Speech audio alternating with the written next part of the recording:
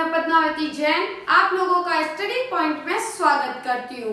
दोस्तों, आज हम बात करने वाले हैं बैंक रिकॉन्सिलिएशन स्टेटमेंट के एक सवाल से हम समझेंगे कि ये क्या होता है। ओके, तो जल्दी से आ जाइए, आज की क्लास शुरू करते हैं। Let's begin.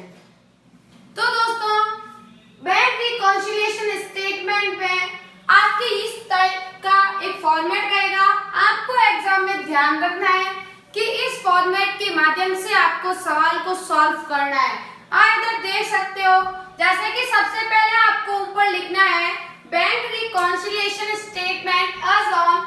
इधर जो आपको ईयर दे रखा होगा वो आपको लिख देना। इधर सबसे पहले मंथ लिख दोगे, सितंबर है, जून है, जो भी दे रखा है वो, और पीछे ईयर लिख दोगे। फिर दोस्तों ये फॉर्मेट रहेगा, जैसे आप देख सकते हो इधर सील नंबर है, फिर पर्टिकुलर्स आ जाता है, फिर प्लस या डेबिट लिख सकते हो, माइनस या फिर क्रेडिट लिख सकते हो, दोनों में से कोई भी लिखो सही है। फिर आपको इस टाइप का एक इतना सा प्रश्न दे रखा होगा। दोस्तों, इसी प्रश्न को वापस आंसर में भी लिखा जाता है। आपको पहले तो प्रश्न को उतारना है, जैसे पर्टिकुलर्स के कॉलम में जैसे मैंने उतार रखा है। उसके बाद आपको एक एक करके अच्छे से इसको पढ़ना है, समझना है, और फिर डिसाइड करना है कि बैलेंस किस साइड जाएगा।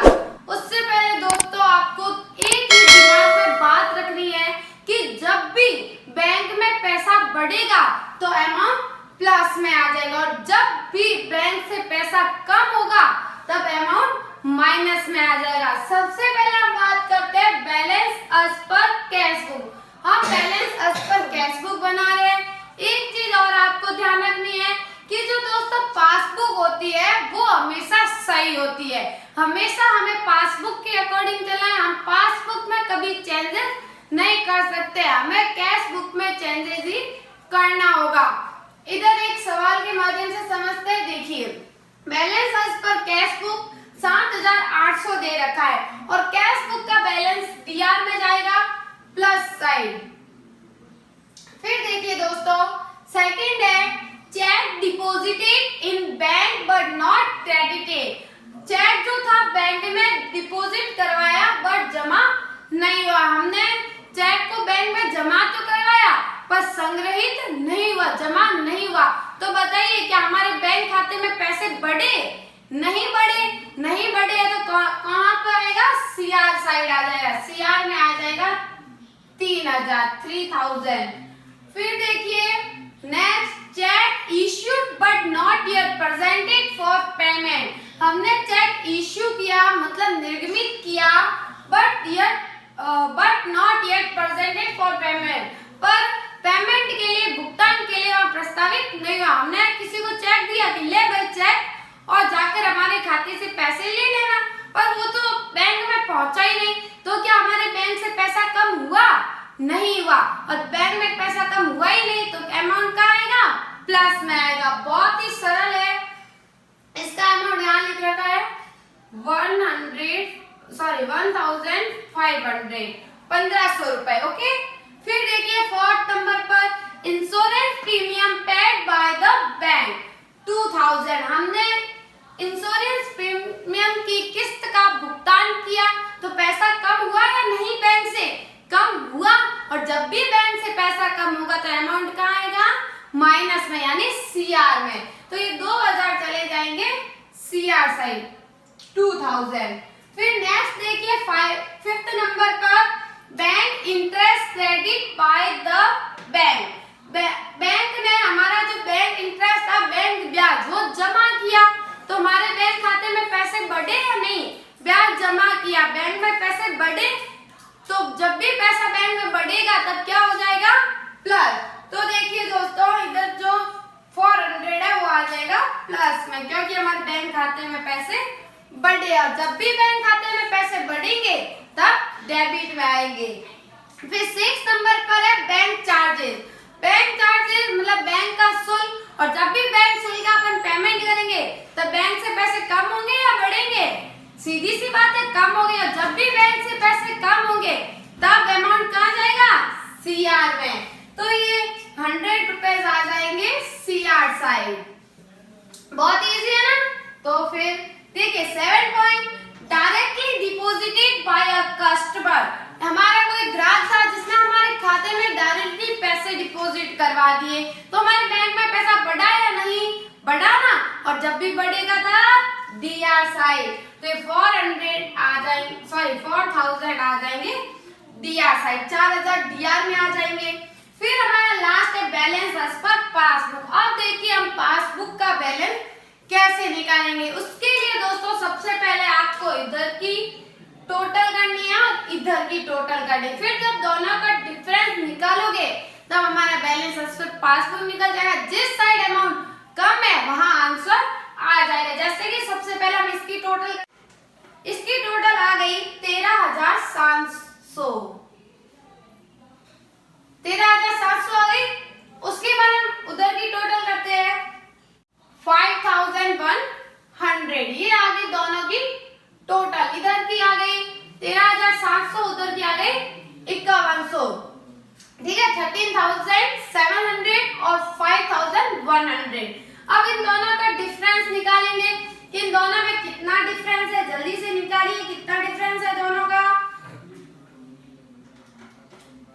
हाँ, तो इसका डिफरेंस बता रहा है 8,600। अब इन दोनों में से कहां पर कम है, इस साइड कम है ना, तो इस साइड आ जाएगा 8,600, ये निकल गया हमारा आंसर। तो दोस्तों एक और एग्जांपल के माध्यम से समझते हैं, ठीक है। तो देखिए इधर एक और आपके सामने ऐसा ही सवाल रखा है ताकि आप इसे और भी अच्छे से समझ सके आराम से।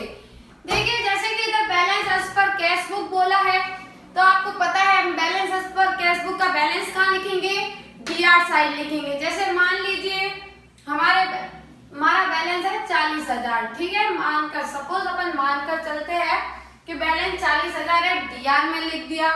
फिर देखिए बैंक चार्जेस मतलब हमने बैंक के चार्जेस का पेमेंट किया है, बैंक से पैसे कम हुए या नहीं कम हुए, जब भी बैंक से पैसा कम होगा तब सीआर में अमाउंट आ जाएगा। मान लीजिए हमने 100 रुपए बैंक चार्जेस का पेमेंट किया तो 100 रुपए सीआर में, ठीक है। जब भी बैंक में पैसा बढ़ेगा तब प्लस और घटेगा तब माइनस।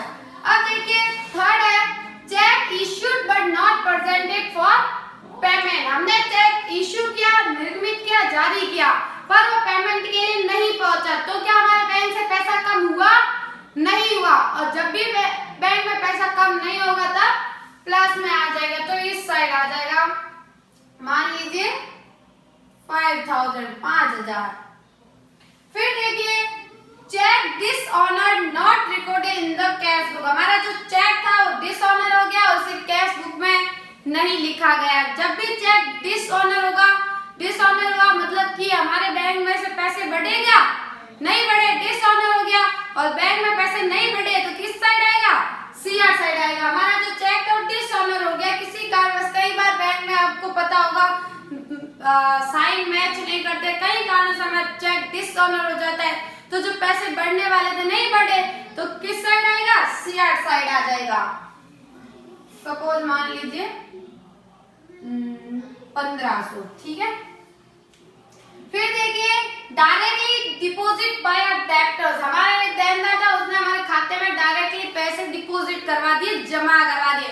बैंक में पैसा बढ़ा या नहीं बढ़ा, और जब भी बैंक में पैसा बढ़ेगा तब कहाँ आ जाएगा, डीआर साइड में आ जाएगा। तो अपन इधर डीआर साइड में लिख लेते हैं, मान लीजिए 2000। फिर अब हमें क्या करना है, बैलेंस एज पर पासबुक निकालना है। मैं आपको बता चुकी हूँ कैसे निकाला जाता है, इधर की टोटल करो, इधर की टोटल करो और डिफरेंस निकाल दो। जैसे कि इधर 40,000 है, इधर 5 45,000 और 2 47,000, इधर की टोटल आ गई। और फिर इधर आप देख सकते हो 1500 और 100 1600 रुपए। अब आप जल्दी से इसका डिफरेंस निकाल दीजिए कि 47,000 और 1600 में कितना डिफरेंस है।